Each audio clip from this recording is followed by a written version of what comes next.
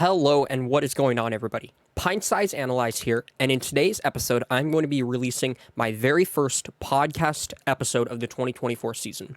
For the 2024 season, I'm going to be doing content things a bit differently.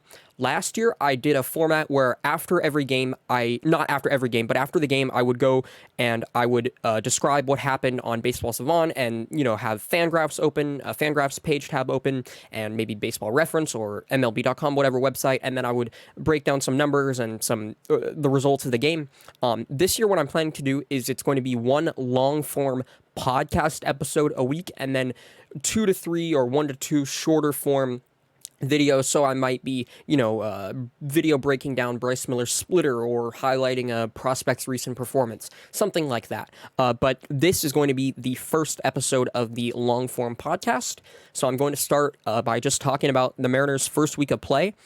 This was supposed to happen yesterday. I initially recorded this yesterday, but the audio and some other stuff happened. So this is the second edition, but these podcasts, the long-form podcasts, are going to be coming out most likely on off days, so Monday or Thursday, whichever day the Mariners have off, and they won't have all of those days off. Let's get started to it. Let's get started with this, just talking about the team, though. So it's been a really, really rough start. Although they have a overall record of 3-4, the offense has looked really, really flat, just not great. For what I'm going to do for this video is I'm going to kind of narrate. I'm going to talk about, what stats I'm looking at, what numbers I'm looking at, and then also highlight like some important stats, that kind of thing.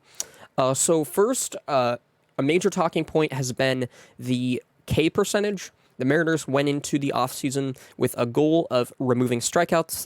It was part of the reason why they traded Eugenio Suarez, Jared Kelenic, and why they did not retain Teoscar Hernandez. And so far this year, the K results have not been great. If we go to stats, team stats, there we go. Perfect.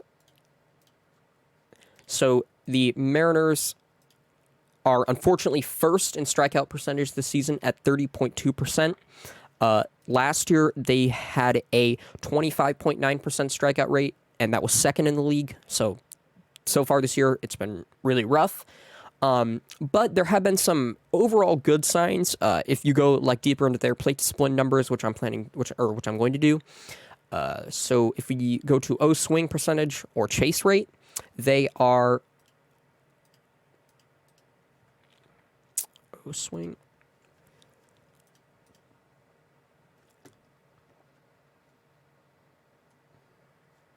Okay, there we go. They are currently 5th in O swing percentage at 28.1%.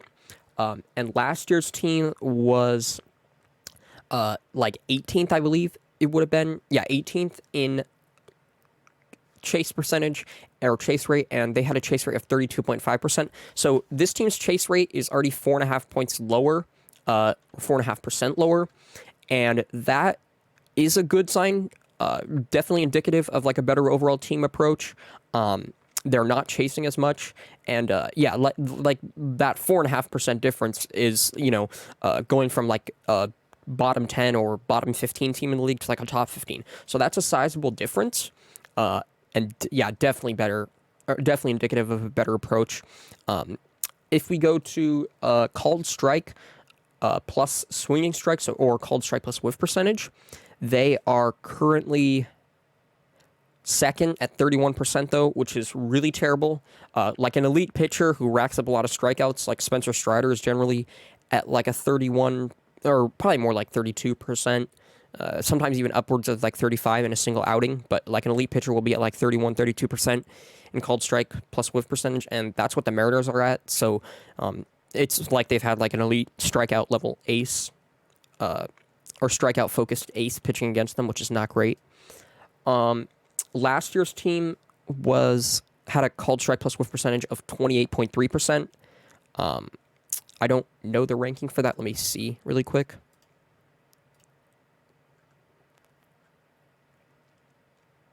They were 7th in the stat. Okay. So, yeah. Or 7th highest. 24th, though. That's not great. But then, so I was also curious about the team WOBA. We'll just go through some other team offensive stats right now, but it's bad. Team WOBA, they are, or Team WRC Plus, they have a Team WRC Plus of Team WRC Plus of 68, negative 7 F4. Yeah, but they have a Team WRC Plus of 68, and then a Team WOBA of 253, which is dead last. Yeah, that's really bad. Tied for dead last. The 68 WRC Plus, so where does that rank? That's 27th. Okay, yeah, like really bad. Wow, that's interesting. 19th is Boston with an 89 WRC plus, and then it jumps all the way up to, and then 18th jumps all the way up to a 102 WRC plus. That just kind of hammers home the small sample size. I'm not going to say it's early because every game matters, but I think you can attribute that to the small sample size. Also, Houston has a 154 WRC plus, and they're like, and I'm pretty sure they have a losing record. Yeah, that just goes to show this sample size is really small. But yeah, so they have they're last in Team WOBA, fourth worst offense. Team X WOBA of 292 is not like, that's still like a 96 WRC plus or less over a full season in T-Mobile Park, but it's something. Like, they've obviously been kind of getting unlucky, but not like if they were, getting supposedly accurate luck, accurate batted ball luck. It's not like they'd be a good offense anyways. A team slash line of 196, 261, 289 is also just dreadful. Walk percentage of 7.3%. I don't even know how much they walked last year, though. Let's see.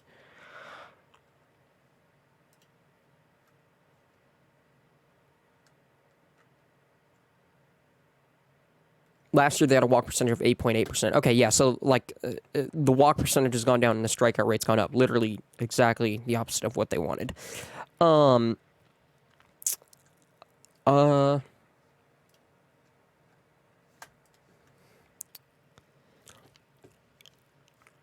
All right, well, I guess I kind of want to talk about, like, some of the positives, though, offensively, like some players. I'll just go through, like, a list. These are all the players with at least 10 ABs, or 10 plate appearances. 10, perfect, okay. So 12 of the Mariners' 13 position players have 10 plate appearances right now. If we sort by WRC+, Josh Rojas is currently first with a 179 WRC plus and 12 plate appearances. Mitch Haniger is second. Haniger has looked great with a 147 WRC plus, and then Ty France is third with a 126 WRC plus, and then everybody else has a WRC plus below 100. France is at 126, and then Dylan Moore is in fourth at 85, and I'm sure like 80 of those WRC plus points probably came, or at least 70 of them probably came from that opening night home run, because he only has 10 plate appearances as well. Demo, so actually, I'll just go hitter by hitter. Okay, so Rojas in 12 plate appearances has a slash line of 417, 417, 500. He only has, do not believe he's recorded an extra base hit yet. Oh, one double. Okay, so yeah. Okay, so he has 4 singles and then 1 double. His approach has looked really good, though. A 0% strikeout rate, or 0% walk rate, 25% strikeout rate. Kind of like, not in line with career norms, but like he generally strikes out, 21%, something like that. And then he'll walk like around 8%, maybe even, actually, he might walk 10% this year. Really depends. I guess last year was just so rough that it might have been like a true anomaly for Josh Rojas. But yeah, he's walked a decent amount in his career. He's not going to strike out a ton, and he's been in the 9-hole usually, aside from when Zavala's catching. But in the 9-hole, he looks great. He's just like a competent hitter. He does not put together like a stupid AB. His approach is really, really consistent from plate appearance to plate appearance, which is really, really nice. It's like what you're going to get all the time from Josh Rojas. And that's like just why he extends the lineup. And why I've, been really appreciating his contributions. I appreciate his contributions like last year, but if he could be a stable, like even 2-win player, that helps the Mariners this year. And then Mitch Haniger is currently second with that 147 WRC plus that I referenced. Haniger has this like fourth most played appearances. Haniger's played every day. He's played all 7 games, and he has a slash line of 261, 346, 478, with a WOBA of 363, xWOBA of 373, walk rate of 11.5%, and then a strikeout rate of 23.1%. Haniger has just looked like I don't believe that a 147 WRC plus is going to continue, but I believe that his approach that he's put together is going to continue, and his approach at the plate has also looked great. I heard this from like Ryan Divish, but I've heard about it with other players, but some players genuinely get better as they get older, and it's kind of like they gain more experience, they gain more knowledge of hitting, so they're just a better hitter. And I believe that Mitch Haniger is one of those players. Like someone like JD Martinez also comes to mind, who Haniger trains with. And that's what like Ryan Divish was saying on his podcast, the Extra Innings, a podcast like a week and a half ago or 2 weeks ago. Haniger it's like, as he gains more knowledge, he just gets better. France has looked excellent. He'll not be with the team this week and in Milwaukee, as him and his wife are having a baby, which is like amazing. Congrats to them.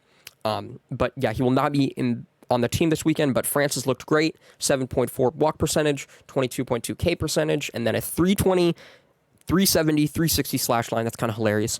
But he has not been, his at-bats have looked good. It's not like he's getting, with France, he has like a really good ability to fight a lot of pitches off. And it's not like he's getting just flat out fooled like he was last year. He's not gotten fooled a lot before. And, but he just at times last year, he kind of looked lost at the plate. It's not looking like that this year. Dylan Moore, like I said, mainly been buoyed. His WRC plus mainly been buoyed by that one opening night home run he had, which was a sick moment. But Demo also only has 10 plate appearances, the least amount on this list. Cal Raleigh, batting 235, 316, 235. Just not been great for him to start. 10.5% walk rate and then 31% strikeout rate. It's not great. He'll wanna. I think one of the biggest things for Cal is that, and something that I know he wanted to do this year, was take a step forward in the plate discipline. So, bump up the walk rate by a few percent, bump down the strikeout rate by a few percent.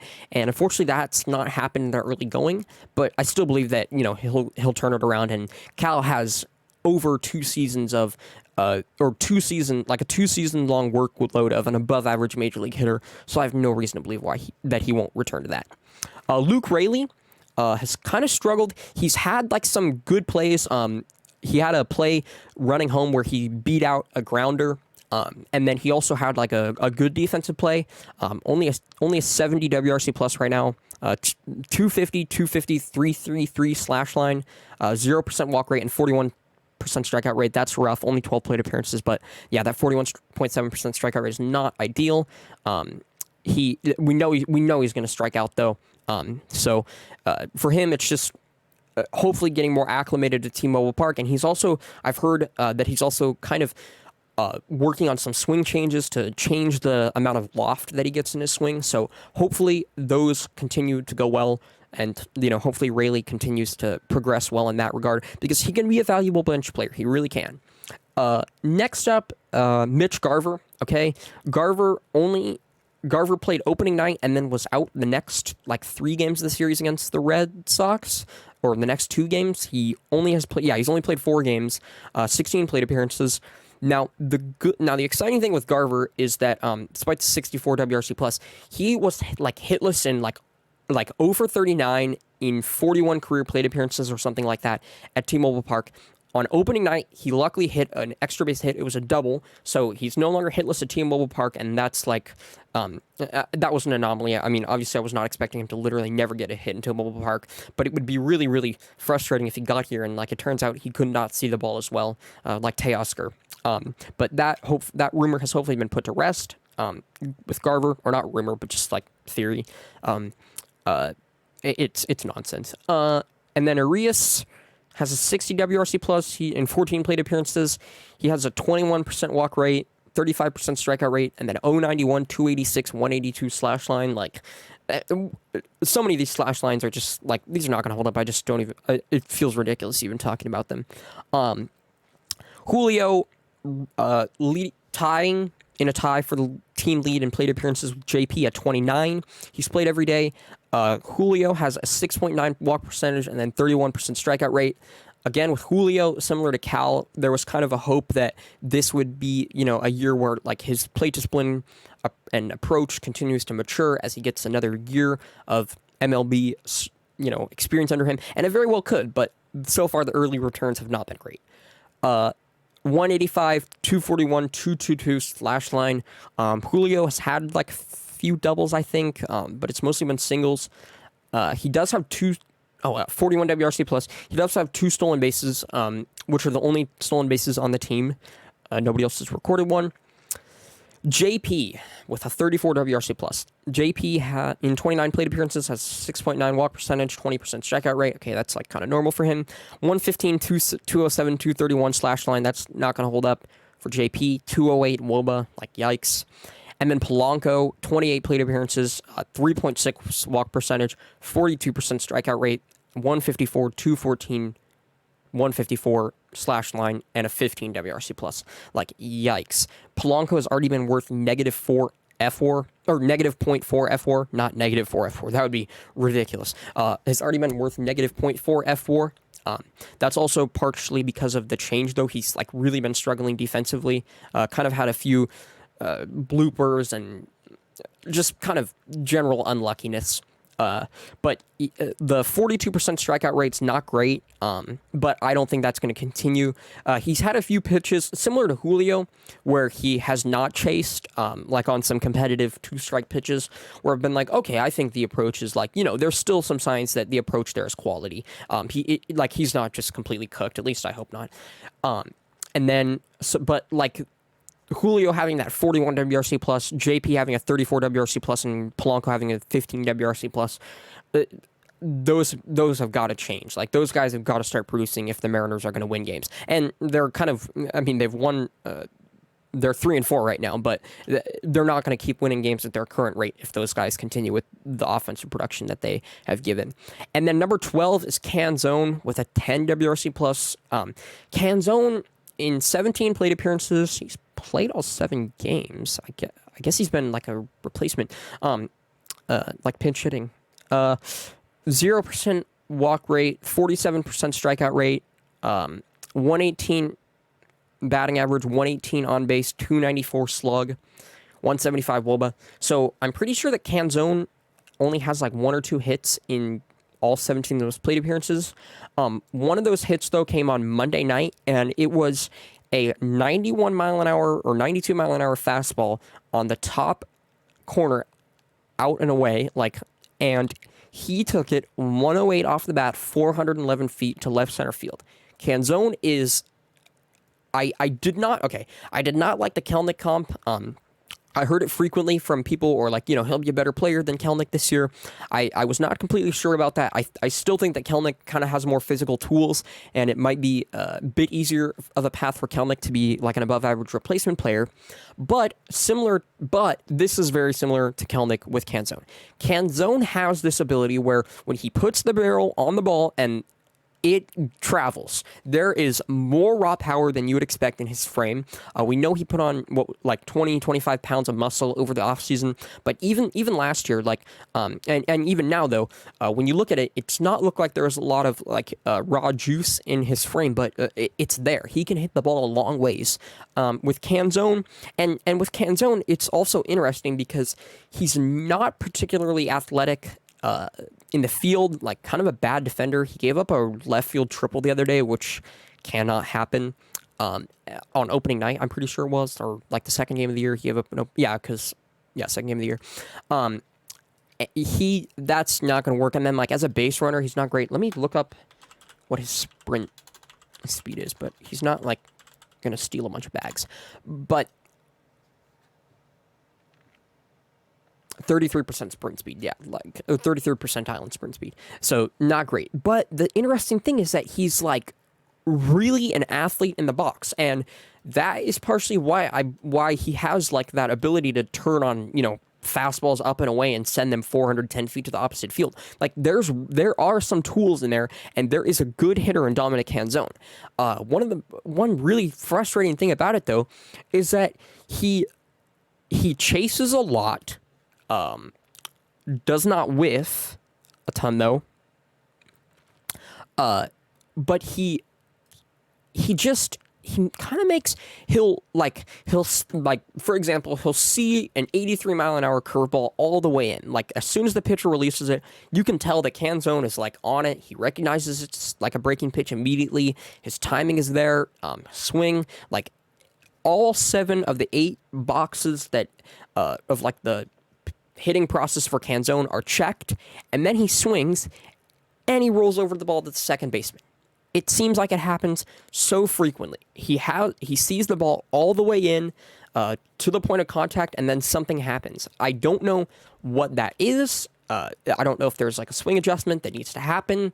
But he's an athlete in the box. He can wait for the ball to travel really deep on him before being able to hit. Like his hands are that good. There's a physical ability to hit a baseball with Canzone, but it's just so inconsistent, and that's like the most frustrating part about it. It's sometimes he looks great, sometimes he'll put together a really good at bat, and then other times he's just immediately swinging at the first pitch.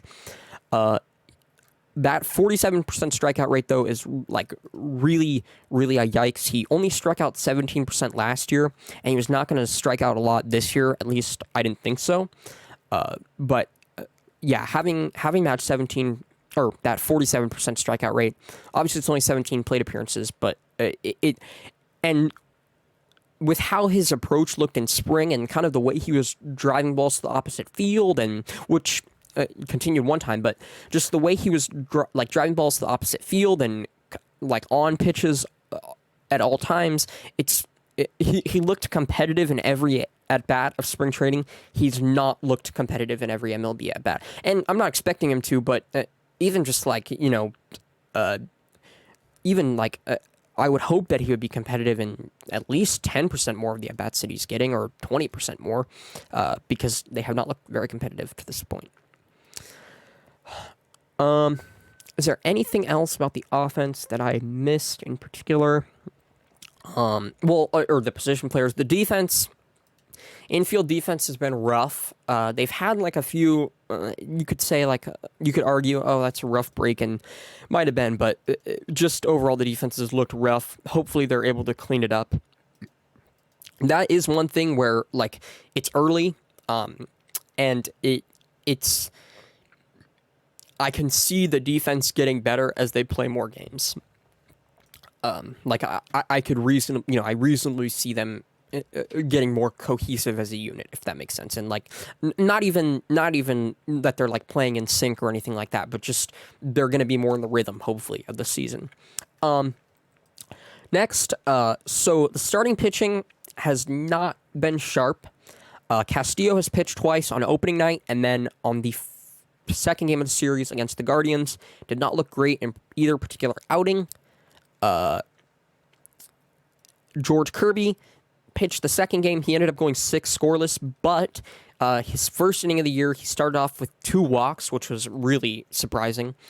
And then his second start of the year was yesterday, or 2 days ago, against the Guardians, and he got shelled. Did not look great either. Miller in his first start, Gilbert in his first start looked just tremendous. I'll get to it right now, but I want to talk about it. So Gilbert looked good in his first start, and then, I'll just talk about it right now. Let's go. That would have been,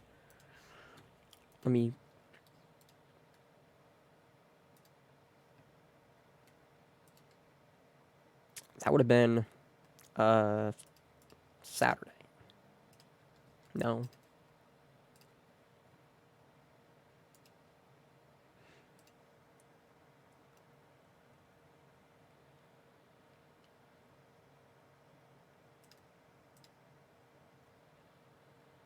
What? There we go. Okay, perfect. Oh, all right. Player breakdowns.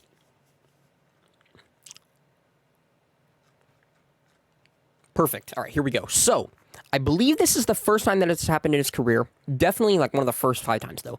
Gilbert threw 91 total pitches, 32% slider, 31% four-seam fastball. He threw 29 sliders and 28 fastball, or 28 four-seamers. He threw like more secondaries than four-seamers for the first time in... I'm pretty sure that's got to be like the first time in his major league career. He obviously was like led the league in fastball usage a few years ago, and that's, subtly gone down year to year. But he was just mixing in a cutter, which is a new pitch for him. He threw that 13% of the time, 13 times, 14%. Threw a splitter 10 times for 11%, and then threw a curveball 8 times, 9%, and then threw a sinker, which he's only thrown a sinker like less than 20 times in his career before. And he also talked about, but he was just mixing in like so many pitches. He was painting pitches on the edges. Let's go to, so the slider had 18 swings on it, five whiffs, so 4 called strikes, so 9 called strikes plus whiffs, a 31% called strike plus whiff percentage. That's great. And then on the four-seamer, he had 16 swings, 3 whiffs, and then 6 called strikes, so 9 called strikes plus whiffs for a 32% called strike plus whiff percentage. And then the cutter, he did not get a lot of swings on, only got 8 swings and 2 whiffs, but he did get, and he only got 1 called strike from it. Only a 23% called strike plus whiff percentage, so it's kind of just a bridge pitch for him. It's not like visually particularly filthy. You can kind of tell it's a cutter. But and also he was averaging 92 on it. It's gonna be like high 80s to low 90s. I would say like between 90 and 92. That's another thing that's interesting though about Gilbert is that he's like kind of mixing in a lot of pitches around the same, like the cutter and the slider. I feel like could be around the same velo, and then same as like the cutter, splitter, and the slider are all going to be like in the same velo range. But the splitter, get this, he threw it 10 times. He got 6 whiffs from 6 swings from the splitter and 6 whiffs, 100% whiff rate. Didn't get a single called strike from it, but that's kind of expected. 60% CSW though on the splitter. The splitter was a real, like legitimate 2-strike weapon the other day, and that was excellent to see. His arsenal is just, it feels so deep, so diverse. Like there's so many movement profiles, and there's the four-seamer and like the slider, and then there's like now the cutter, which is that bridge pitch. It kind of looks in between. There's just, it feels like there's so much to like about who Logan Gilbert can be as a pitcher in 2024. His arsenal looks complete. It's exciting. So then next, I'll talk about. Next, I want to talk about Bryce Miller. He went the next day. That would have been Saturday. That would have been Sunday, I mean. The final game of the series against the Red Sox. The Mariners unfortunately lost this game 5-1. And Miller struggled. He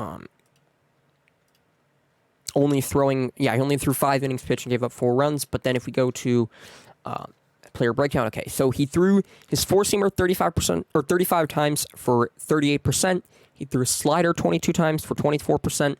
Threw a splitter 20 times. His first outing, first MLB outing, first real regular season game with the splitter, he threw it 20 times, over 20%.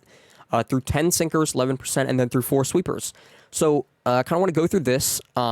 With the four-seam fastball, he got 19 swings on it, 7 whiffs, 37% whiff percentage, and then 3 called strikes, so 10 called strikes plus whiffs, and 29% CSW. That's good. With the slider, he threw it 22 times, got 9 swings, 2 whiffs, only a 22% whiff percentage, not great. 4 called strikes, though, 6 whiffs. 6 called strikes plus whiffs, and then 20% called strike plus whiff percentage. That's good. Again, slightly above average. But then the splitter. So he threw it 20 times. He got 10 swings in the splitter, including 6 whiffs. And then he got a called strike on the splitter. So 7 called strike plus whiffs and 35% CSW. Splitter in his first outing fared great. Like his best whiff pitch, his like most filthy secondary. It already looks like a usable pitch. The sinker was not like particularly notable, but then he also threw 4 sweepers. And Miller had referenced on the Hot Stove podcast over the offseason that in spring training 2023, when he was still like pitching in the minors, he remembers though going and seeing his pitches show up on the Mariners' internal model, like their Stuff Plus, although it's probably not called Stuff Plus. And he saw that he had 4 major league pitches that were above league average. So his sweeper has always gotten naturally, like it's always been a naturally good movement. It's always gotten naturally good movement. The problem with it though was that it had a distinctively different arm slot than all of the other pitches in his arsenal. So last year when he would throw it, hitters were like immediately able to pick up on it, and it was, like it was being tipped essentially. So the sweepers, like always, it's always looked visually like filthy though. Got good shape, got good movement, but it makes sense though why it was not faring well, and that's because hitters could tell that it was coming. So hopefully though that changes, hopefully. Miller had said that he had worked on disguising the splitter better. And then let's talk about Emerson Hancock, who pitched on Monday. He made his season debut. He went...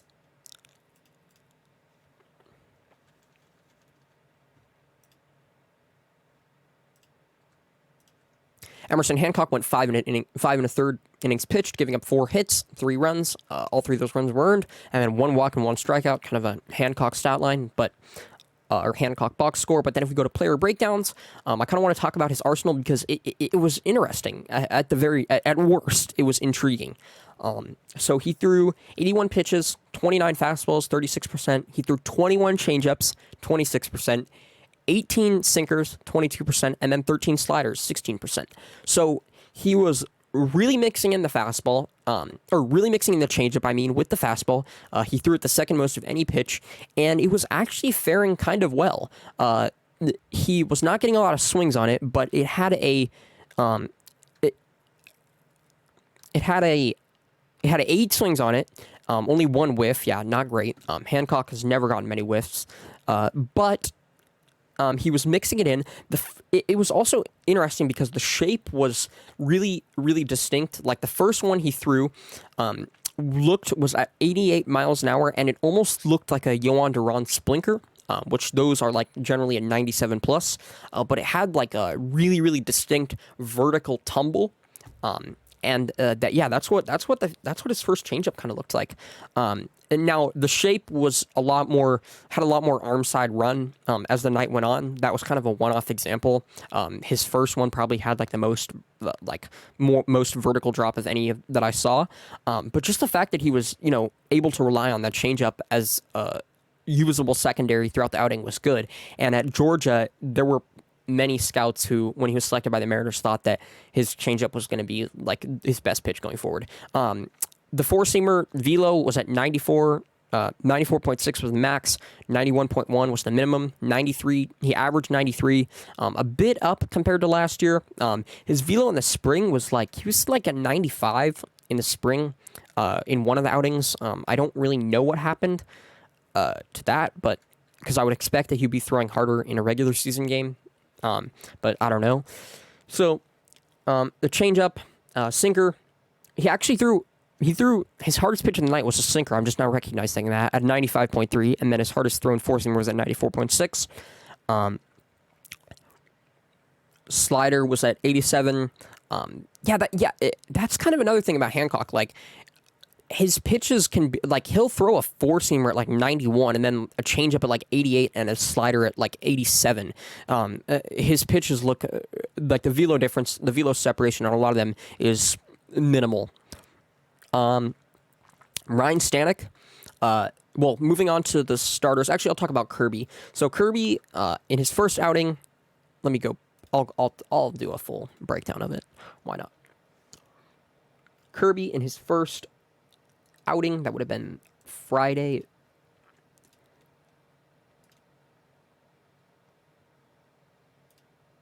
Friday the 29th. Mariners won this game 1-0 on a J.P. Crawford 7th inning home run, I believe. Okay, here we go, though. Player breakdowns. Well, actually, box score. Kirby went 6 2/3 innings pitched, giving up 2 hits, 0 runs, 0 earned, 2 walks, 8 strikeouts, and he threw 99 pitches. So, player breakdowns. So, Kirby threw 38 fastballs, 38%. He threw 24 sinkers, 24%, threw 19 sliders, 19%, threw 10 knuckle curves, 10%, and then threw 8 splitters, 8%. His four-seamer got, good results, okay. He got 18 swings on it, 5 whiffs, 28% whiff rate, and then 8 called strikes, 13 called strikes plus whiffs, 34% called strike plus whiff percentage. That's really good. The sinker, 3 whiffs on 12 swings, 5 called strikes, so 8 called strikes plus whiffs, 33% called strike plus whiff percentage. Again, great. The knuckle curve was actually performing really well this night as well. He threw it 10 times, got 6 swings, 5 whiffs on it, 0 called strikes, but I don't think only 2 of those 10 that he threw were even in the zone. So, but yeah, geez, that's kind of funny though that he only got 2 called strikes off that, or 0 called strikes off that. But well, I guess it could have been batted ball. So, but yeah, he might throw some knuckle curves in the zone. I don't know though. That might have been intentional because he's also kind of been focusing on the knuckle curve along with the splitter to lefties, which is the next pitch. But 50% called strike plus whiff percentage on the knuckle curve is ridiculous. And then the splitter, he threw 8 times, got 3 swings, 0 whiffs, unfortunately, and then 0 called strikes. That's kind of to be expected, though. I would not expect him to get many called strikes with the splitter. The locations of it, though, were relatively consistent. He was, getting kind of the arm side run that you want or that he wants on it. But yeah, that's about it for the starters, though. I want to get into, I'm going to wrap this up with the bullpen, and then also I'm going to talk about the early Stuff Plus leaders for the Mariners. If you are unfamiliar with Stuff Plus, it is a singular pitch grading system. It was created by Eno Saris, a writer for The Athletic. 100 is league average. Anything above or below is a percent above or below league average. It is a way to grade a pitch like on a singular, like just grade one pitch by itself. So if we start, let's see. So who is currently leading? So we'll start by Stuff Plus leaders in fastball Stuff Plus. So Ryan Stanek currently leads the team in Stuff Plus fastball at 133. Bryce Miller is second at 110. Trent Thornton 105. Cody Bolton 104. And then this is Gabe Spire at 99. Austin Voth at 91. Luis Castillo at 91. Gilbert at 82. Kirby at 80. Munoz at 80. Hancock at 73. And then Snyder at 50.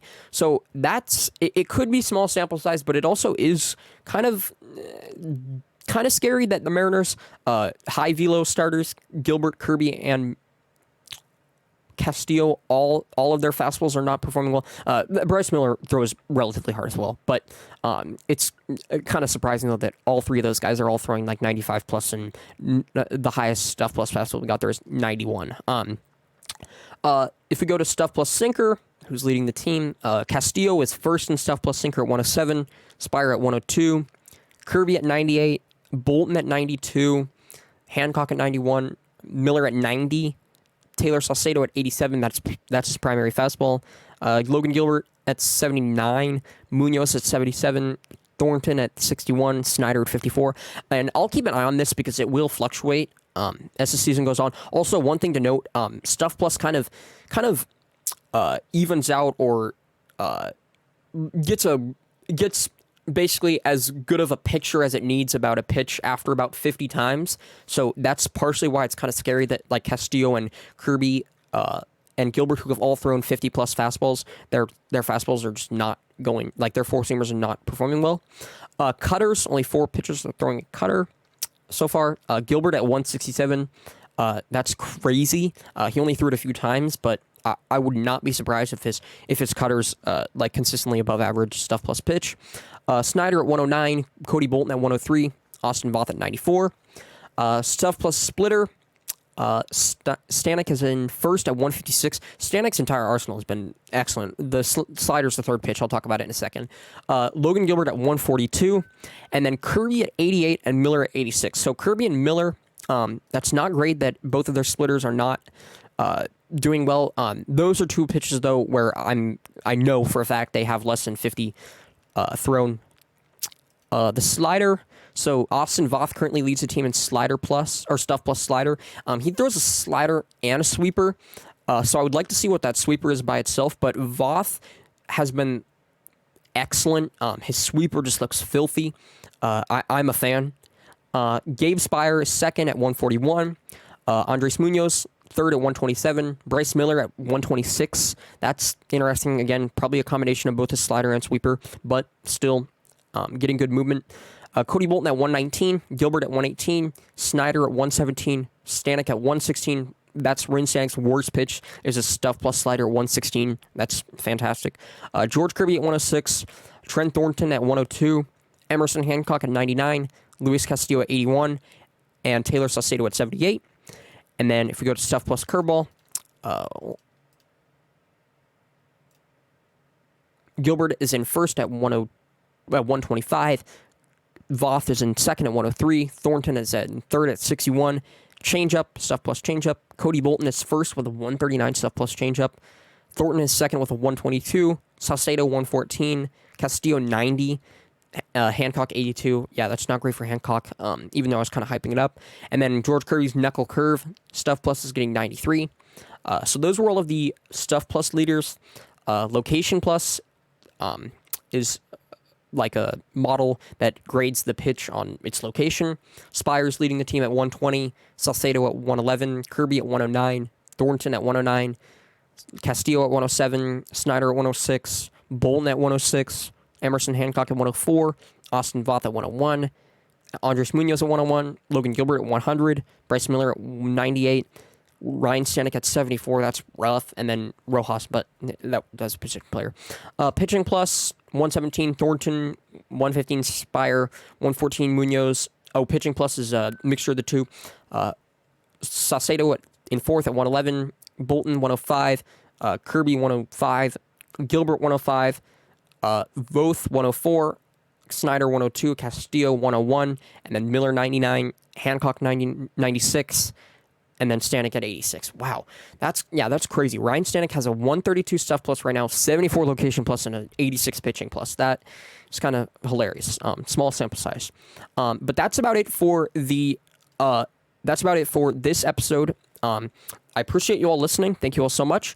I want to give some quick injury updates that we've heard.